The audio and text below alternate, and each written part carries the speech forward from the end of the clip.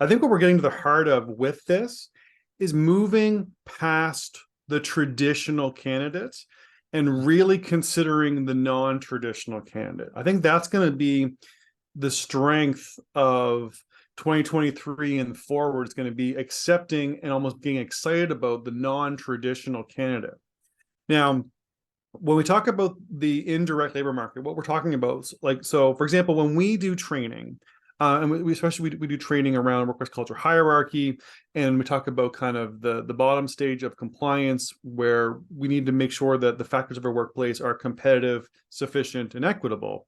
When it talks about competitive, we often are only looking at, are we competitive with things like our wages, things like our job security, things like our wellness programs, with our direct competition in our region.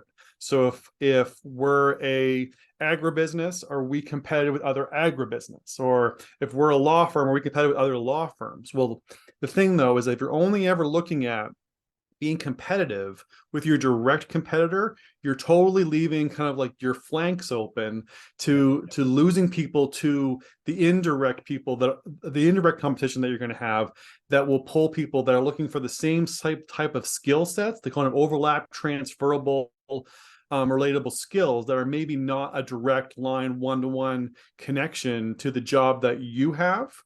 And this can mean that you're going to lose people out of your industry, or also might mean that if you're smart, you're going to pull people out of your industry to bring these transferable skills and these very valuable, often overlooked aspects to how you acquire good talent.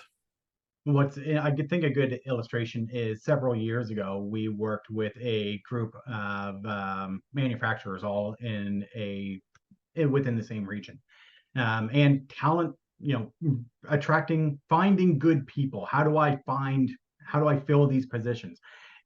This conversation has been going on for ages. And it was the same conversation we were having, all those years ago with that group of manufacturers, looking at, well, we can't find, we're just poaching from each other. Their solution was, well, we'll just go to we'll grab students out of community college, and so that we've got this fresh pool of applicants, not realizing that there's a tremendous number of industries that you wouldn't necessarily think about as direct competition for manufacturing facilities. I think you actually, if I can give you credit, it really hurts me to do so, but you had a great idea in that conversation around looking at things like, honestly, the fast food industry as a indirect competitor for their to help solve some of their labor problems. Yeah.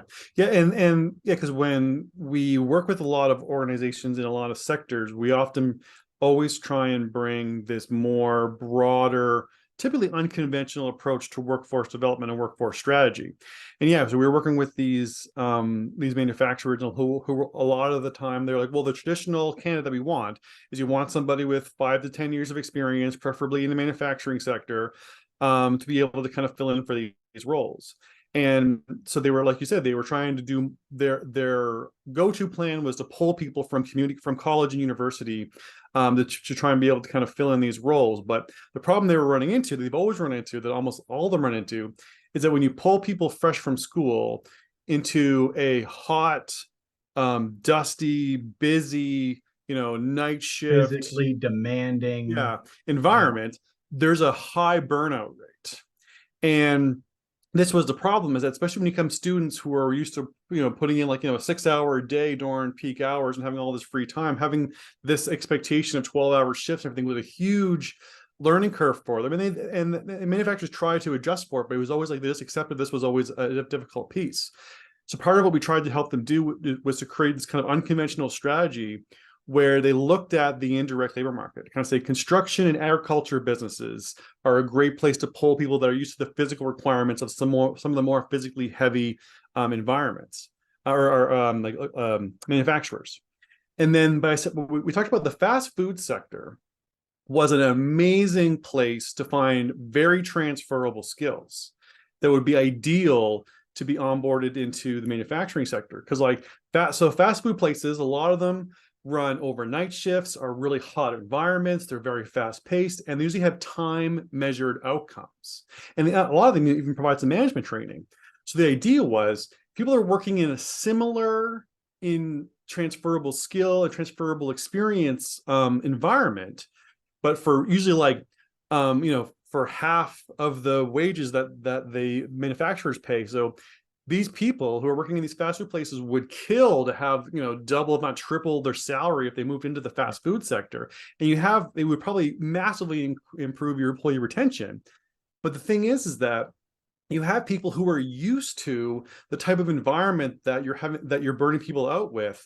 So your retention rates are going to be significantly higher, and they'd be very excited for the opportunity. But this is something that was like a really big concept for them to get their mind around, because they were so focused on the traditional direct labor market that they weren't.